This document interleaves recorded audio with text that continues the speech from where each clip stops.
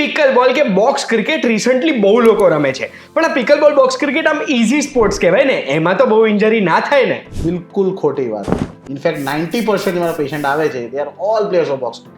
Sir, હું તો રોજે ક્રિકેટ રમું છું, તો મારે નેક્સ્ટ ડે ક્રિકેટ રમતા પહેલા વોર્મઅપ કે સ્ટ્રેચિંગની જરૂરત ના હોય ને?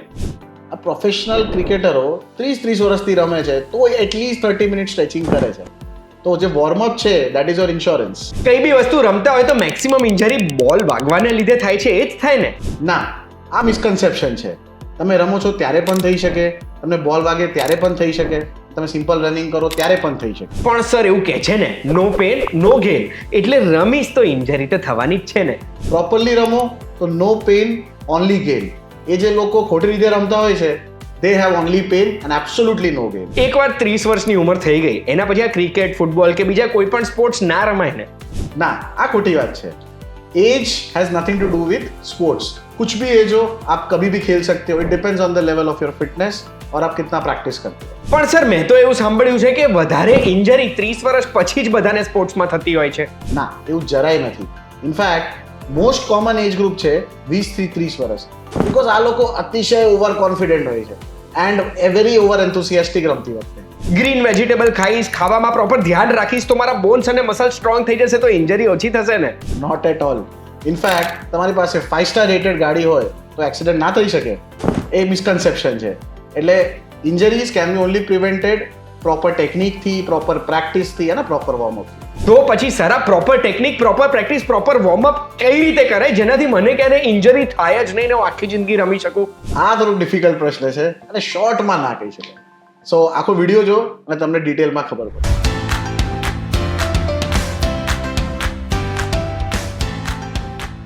એક વાત કહું, આપનું સ્વાગત છે. મારું નામ છે ગુંજ ઠક્કર.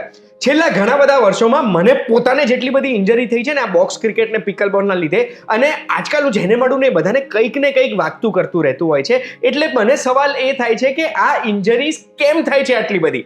આ બધા સવાલો પૂછવા માટે બહુ જ સ્પેશિયલ જગ્યાએ આવ્યો છું. આપણે આવ્યા છે અમદાવાદના શેલ્બી હોસ્પિટલમાં અને આપણી સાથે જોડાયા છે ડોક્ટર કુનાલ ખરા. Thank you so much sir અમને સમય આપવા માટે. હવે સરનું ટૂંકમાં ઇન્ટ્રોડક્શન આપું ને તો સર એક ઓર્થોપેડિક સ્પોર્ટ્સ સર્જન છે. સ્પોર્ટ્સ સર્જન એટલે કારણ કે સરનું એક્સપર્ટીઝ છે આર્થ્રોસ્કોપી. આર્થ્રોસ્કોપી એટલે જે સ્પોર્ટ્સમાં આપણને મેક્સિમમ ઇન્જરી થતી હોય છે ને, જે લિગામેન્ટની હોય છે. આપણે એમ ઓર્થોપેડિક સર્જરી વિચારીએ તો આપણને હાડકા જ દેખાય, પણ સ્પોર્ટ્સમાં લિગામેન્ટ્સની ઇન્જરી થતી હોય છે, અને એ ઇન્જરી સોલ્વ કરવા માટે સર મિનિમલી ઇન્વેઝિવ સર્જરી કરે છે. એટલે 1-2 ચીરા પાડીને આખી સર્જરી કરી દેવાય, જેનાથી રિકવરી પણ ફાસ્ટ આવી જાય અને બહુ લાંબા સમય સુધી બેડ રેસ્ટ પણ ના રહે. એ સર્જરીની આપણે વાત કરીએ, પણ એની પહેલા મારે સરને પૂછવા છે બધા પ્રશ્ન, જે પ્રશ્ન મને આ ઇન્જરીને લઈને છે. શેલ્બી હોસ્પિટલ તો તમે ઓળખો જ છો કે ઇન્ડિયાના, વેસ્ટર્ન ઇન્ડિયાના one of the biggest chain of હોસ્પિટલમાંથી એક છે, અને 11 શહેરોમાં 16 હોસ્પિટલ છે શેલ્બીના. સરે અત્યાર સુધી 1000થી વધુ સર્જરીઝ કરી છે. અને સર, જે હું તમને પહેલો પ્રશ્ન પૂછવા માંગુ છું એ મારે એ જાણવું છે કે અત્યારે ઇન્ડિયામાં મોસ્ટ કોમન ઇન્જરી જે આ સ્પોર્ટ્સના લીધે થઈ રહી છે બધી કઈ છે? સૌથી કોમન ઇન્જરીઝ અત્યારે નંબર 1 ની ઇન્જરીઝ છે, ફોલોડ બાય શોલ્ડર ઇન્જરીઝ. તો ની ACL સૌથી કોમન ઇન્જરી છે. મેનિસ્કસ ઇન્જરીઝ શોલ્ડરમાં થાય છે. ઇવન એન્કલ અત્યારે કોમન છે. All thanks to box cricket and pickle બોલ. તો બસ મારે એ જ સમજવું છે કે આ બોક્સ ક્રિકેટ પિકલ બોલમાં તમે મને સ્ટાર્ટિંગમાં બી કીધું કે 90% પેશન્ટ્સ તમારા એના લીધે આવે છે, તો એ કેવી ટાઈપની ઇન્જરી લઈને આવે છે અને કેમ આ ઇન્જરી થતી હોય છે? બીકોઝ તમે જુઓ કે પહેલા જ્યારે લોકો રમતા હતા તો it use to be a huge ground, અને આમાં લોકો રમે, they can freely move around, બધું કરી શકે. પણ અત્યારે તમે જુઓ કે box is a very constricted space. ऐसे जगह पे जब आप खेलने जाते हो, you tend to twist and you tend to turn and મોટા ભાગે જે બધા પ્લેયરો હોય આ લોકો very over confident and they are very over zealous, અને આમાં લોકોને બહુ ઇન્જરી થાય છે. ઓકે, એટલે એમ નાની જગ્યા હોય છે એમાં ટર્ન ને ટ્વિસ્ટ. તો હવે કોઈ પણ ઇન્જરી જે થાય છે કોઈ પણ વ્યક્તિને, તો ઓબ્વિયસલી કંઈક મેજર ઇન્જરી થઈ તો પેન થશે કે કંઈ ડિસ્લોકેટ થઈ જશે કે એવું થશે, પણ નાની ઇન્જરી હોય તો એના લક્ષણો શું જોવા મળે કે આવું કંઈક હોય તો એ પ્રોબ્લેમ હોઈ શકે જે કદાચ મેજર રૂપ લઈ શકે? તો અમુક વાર નાની ઇન્જરી હોય ઇનિશિયલી તો તમને ખબર ના પડે, અને સિમ્ટમ્સ બહુ જ સટલ હોય કે થોડુંક દુખે છે, કે ક્રોનિક વોક કર્યા પછી કે અનકમ્ફર્ટેબલ ફિલિંગ લાગે, કે પગમાં હેવીનેસ તમને ફીલ થાય. પણ આ વસ્તુ ઇગ્નોર ના થવું જોઈએ. You should always go and consult a doctor first. કેમ કે અમુક વાર ઇન્જરી ટુ બિગિન વિથ એકદમ મિનિમમ સ્કેલમાં હોય, પછી તમે એને ઇગ્નોર કરો, તમે ચાલો અને યુ કન્ટિન્યુ ધ મુવમેન્ટ્સ અને that tax the shape of a bigger problem. એટલે આ તમે પેલી લિગામેન્ટની ઇન્જરીઝની વાત કરો છો કે જે Classic. એટલે હવે એમાં કેવું બેસીને ઊભો થવું તો મને ક્યાંય ઘૂંટણમાં કે એન્કલમાં કંઈક દુખે કે પછી લાંબા સમય સુધી બેઠો રહ્યો હોઉં તો બી મને એવું જ કંઈક થાય ને કે આમ. હા, તો આ વસ્તુ જે તમે અત્યારે કહો છો કે તમે 2-3 કલાક બેસો પછી તમે ઊભા થવા જાઓ તો તમને તરત દુખે, તો આ ફિમેલ્સમાં બહુ જ કોમન વસ્તુ છે. એને ઇનફેક્ટ કોન્ડ્રોમલેશિયા કહેવાય અને one of the most ignored injury છે અત્યારે મોડર્ન ટાઈમ્સમાં. અને લોકો સફર કરે છે અને they end up in wrong surgeries also. એટલે મોટી પ્રોબ્લેમ છે. So this requires awareness, proper nutrition and proper training. 3 વસ્તુ. સમજી ગયો. હવે આ proper nutrition, proper training, awareness એની વાત કરીએ પહેલા મેઇન પ્રશ્ન એ પૂછવો છે મારે કે કોણે સ્પોર્ટ્સ રમવું જ ના જોઈએ કે એને ઇન્જરી થશે જ, એવું કોઈ હોય? એવું કોઈ માણસ જ નથી જે સ્પોર્ટ્સ ના રમી શકે. Sports is four one and for all. તો પછી સર તમે જે ઇન્જરી લોકોને થતી હોય છે એ કીધું, તો એ કયા કારણોના લીધે થાય છે અને કઈ રીતે આપણે એને અવોઇડ કરી શકીએ? સો નંબર 1, હું જ ઓલવેઝ કહું છું કે આ બધા જે પ્લેયરો છે બોક્સ ક્રિકેટના, પિકલ બોલના કે બધા વીકેન્ડમાં જે રમવા જાય, આ લોકો ક્લાસિક વીકેન્ડ વોરિયર કહેવાય. એટલે થ્રુ આઉટ ધ વીક આ લોકો પુઅર લાઇફસ્ટાઇલ હોય, પુઅર ન્યુટ્રિશન હોય, ડિહાઇડ્રેટેડ હોય અને સડનલી વીકેન્ડમાં જઈને they tend to play like Sachin Tendulkar કે રાહુલ દ્રવિડ જેવું ફૂલ 100%. 100%. સો એક વસ્તુ જે ઓલવેઝ યાદ રાખો, sports is for fun.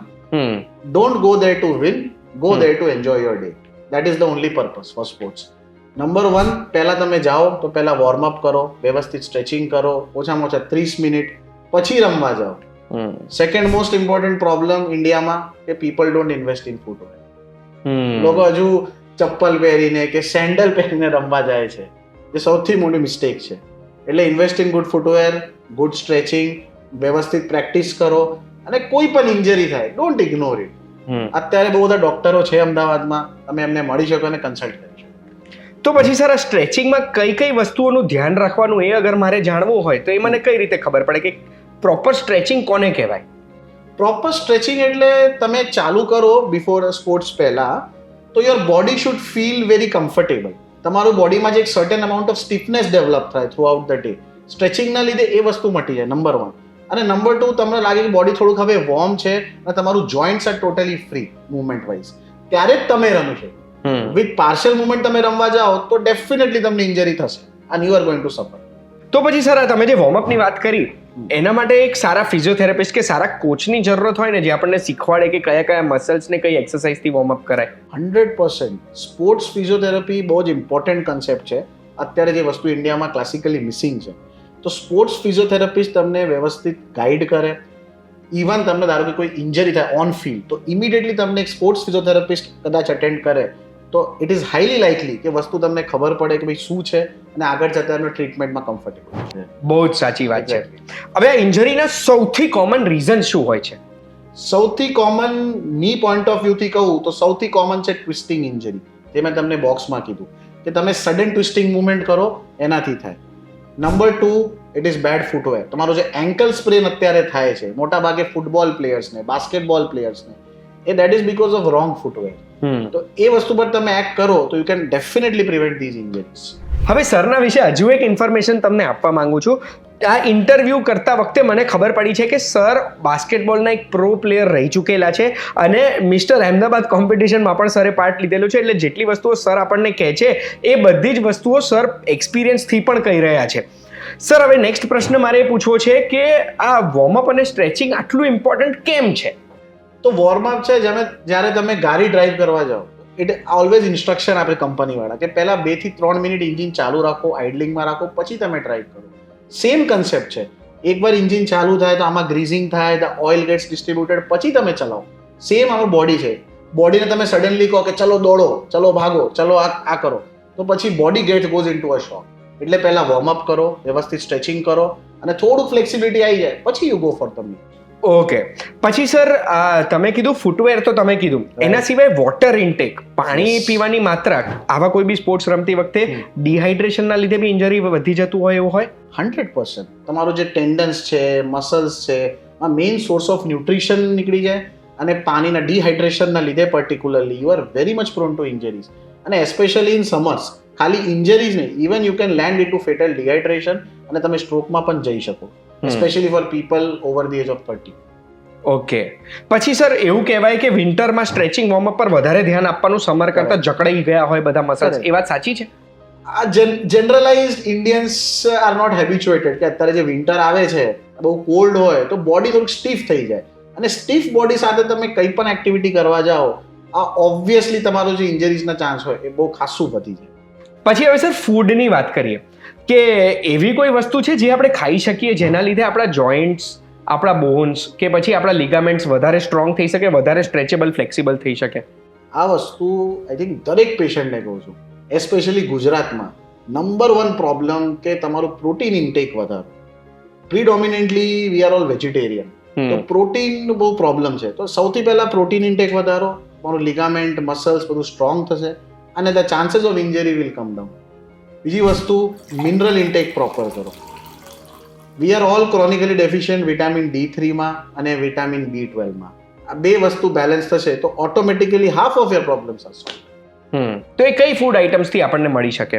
પ્રિડોમિનન્ટલી proteins is found in non veg, પણ હવે વેજીટેરિયન આઇટમ્સમાં પનીર હોય, રોસ્ટેડ પનીર, ડેરી પ્રોડક્ટ્સ. અત્યારે લોકો બહુ નેગેટિવ પોઈન્ટ્સ ડિસ્કસ કરે છે કે ભાઈ મિલ્કમાં આમ છે તેમ છે, but classically milk is a very good option. અને તમને ના ફાવે તો પછી દેર ઇઝ દહીં, અને પછી ઇવન સ્પ્રાઉટ્સ. ડેલી એટલીસ્ટ 1 થી 2 વાટકી તમે સ્પ્રાઉટ્સ કન્ઝ્યુમ કરો, દહીં કન્ઝ્યુમ કરો, સ્ટાર્ટ હેવિંગ પનીર, ઇવન મેંગોમાં the protein content is very good. Wow. અને we always forget Popeye, right? Popeye source of protein was spinach. હા, દેટ ઇઝ ક્લાસિકલી ફોરગોટ. એટલે ગ્રીન લીફી વસ્તુ Correct. આપણે ખાઈએ એનાથી Correct. પ્રોટીન મળી શકે, Correct. અને એ બધું ખાઈએ એનાથી આપણા બોન્સ વધારે સ્ટ્રોંગ થાય, ઇન્જરીના ચાન્સીસ ઘટી જાય. ડિરેક્ટલી નહીં, પણ ઇવેન્ચ્યુઅલી એક સાયકલ હોય છે બોન ફોર્મેશન, મિનરલાઇઝેશનનું, અને આમાં it has a big role. તો ડાયરેક્ટલી એકચ્યુઅલી કેલ્શિયમ અને વિટામિન D3 ની ડાયરેક્ટ રિક્વાયરમેન્ટ હોય to make your bone stronger. અને એ કયા ફૂડ્સમાંથી મળે? ક્લાસિકલી મિલ્ક, ચીકુ છે, ઇવન ગ્વાવા છે. Guava is a good source of calcium. Wow. Banana છે. હા. અને એને સિવાય તમારે વિટામિન D3 માટે sunlight exposure in the right time, અને એના સિવાય સપ્લિમેન્ટ્સ અમુક વાર રિક્વાયરમેન્ટ હોય છે અત્યારે કરન્ટ ટાઈમ્સમાં. તો પછી સર વિટામિન D3 અને આ પ્રોટીન, આ બંનેના સપ્લિમેન્ટ્સ રેગ્યુલરલી બધાએ લેવા જોઈએ કે પછી સ્પેસિફિક લોકોએ જ લેવા જોઈએ? પ્રોટીનમાં કેવું છે કે તમે ગમે તેટલું પ્રોટીન કન્ઝ્યુમ કરો, જો તમારું બોડીમાં અત્યારે કોઈ એક્ટિવિટી નથી અને રિક્વાયરમેન્ટ નથી તો એ એક્સક્રીટ થઈ જશે. તો simply taking supplements is not gonna help.